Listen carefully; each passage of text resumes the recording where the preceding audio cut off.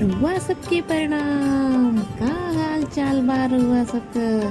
त आज हमने के बनावत जाई पारंपरिक मिठाई, जेकर नाम सुनत ही मुंह में पानी आ जाला। ओकर नाम बा बेसन का हलवा।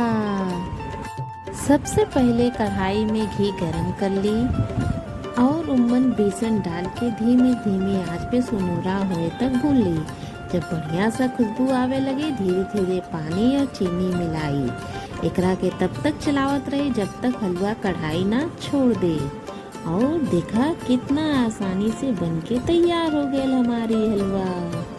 लीजिए बनके तैयार हमार स्वादिष्ट बेसन का हलवा।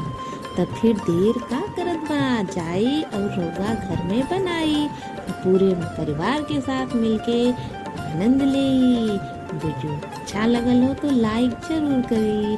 मिलत बानी अगले वीडियो में। धन्यवाद।